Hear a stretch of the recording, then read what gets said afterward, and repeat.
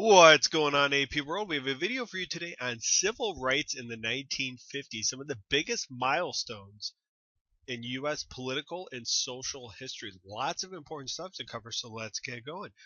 All right, before we get into the 1950s, I want to focus on some key civil rights achievements prior to the 1950s. So what's going on in the 1940s? Well, in 1947, April 15th to be exact, Jackie Robinson broke the Major League Baseball color barrier and was the first African American to play in the major leagues. He played for the Brooklyn Dodgers, although I bet he wished he played for the Reds. No? Maybe it's just me. Yeah, probably it's just me. Executive Order 9981 occurred in the year 1948 under Harry Truman, and this desegregated the U.S. military. So the first war that the United States fights in with desegregated troops will be the Korean War.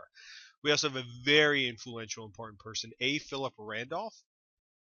He was a civil rights advocate, and he helped FDR ban segregation in defense industries, which was Executive Order 8802, and also influenced Truman when he did the executive order desegregating the military. He threatened to march on Washington if his demands were not met, and ultimately some of his demands were through his influence.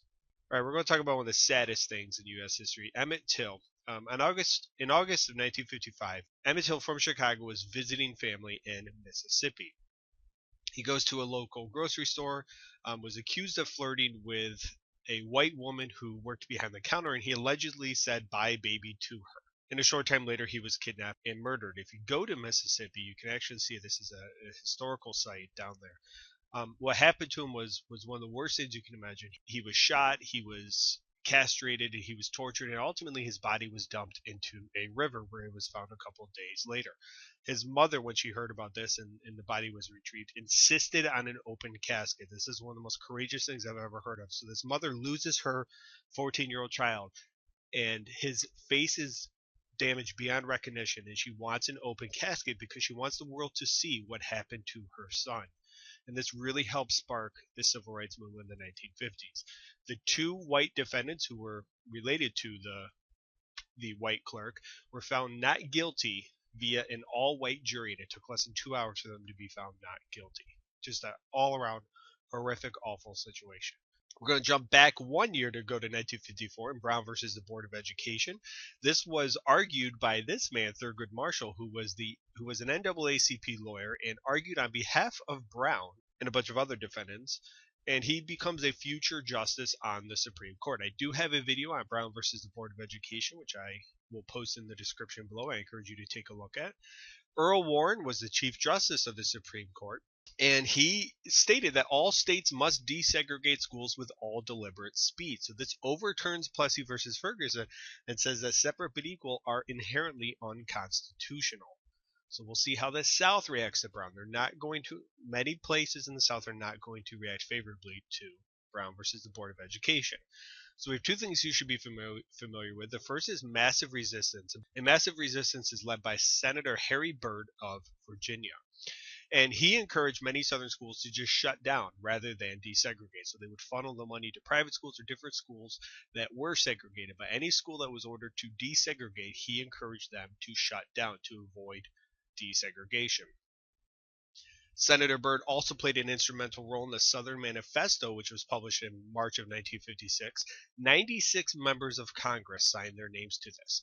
And this was a protest against the decision of Brown versus the Board of Education and against desegregation in schools.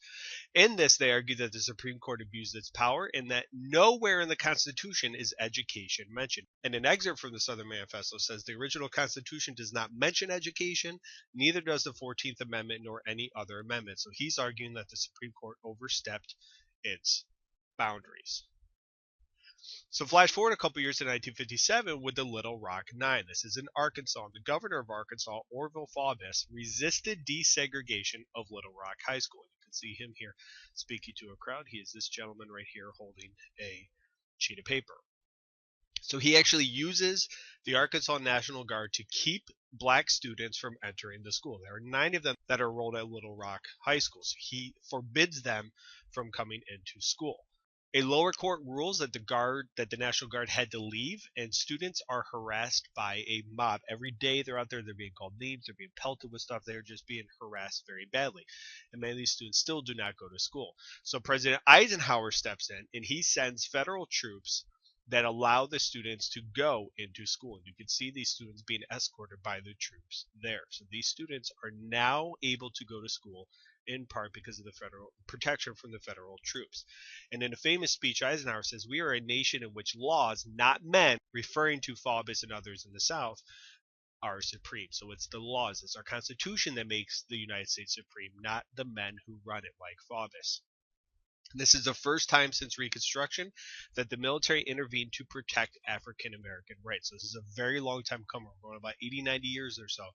And finally, the federal government is intervening on behalf of African Americans. An interesting note, Eisenhower disagreed with the Brown versus Board decision, but he felt so strongly as the president that he was to enforce the court decision. Okay, 1955, the Montgomery bus boycott. On December 1st of that year, Rosa Parks refused to give up her seat. And this is an outline of the bus. The front is up here, the door, the X is the driver, and here is where Rosa Parks was sitting, near the front, certainly the first half of the bus. Remember, African Americans were expected to sit in the back or give up their seat to white people when they were riding the bus. Black churches are going to play a huge role in organizing the boycott. Within a very short time, people are boycotting the bus system in Montgomery. We had the Women's Political Council, or the WPC.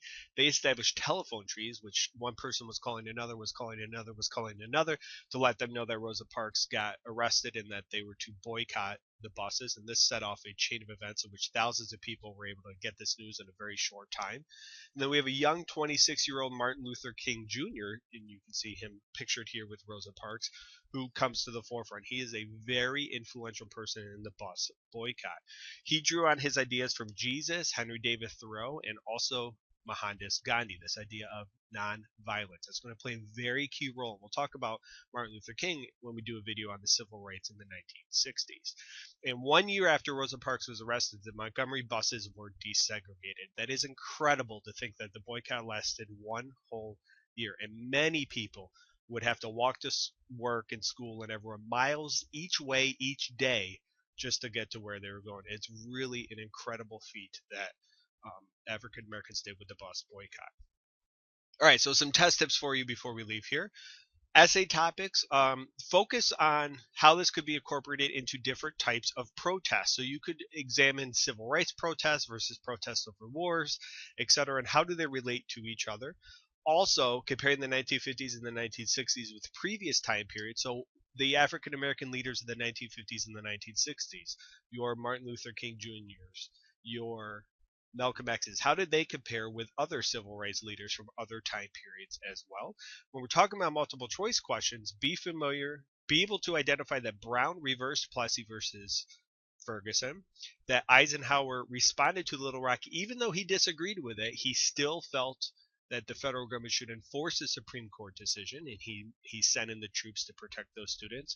And also absolutely know that Martin Luther King Jr. was influenced by Henry David Thoreau and Gandhi, especially that civil disobedience that Thoreau wrote. And finally, good luck. You guys will do great on your tests. All right, thank you very much for watching. I hope that video helped clarify some civil rights milestones from the 1950s. If you have not already, please take a moment and subscribe to my channel. Please share this video with anybody who would benefit from it. And if you have any questions or comments, feel free to leave them in the section below. Thank you for watching and have a good day, guys.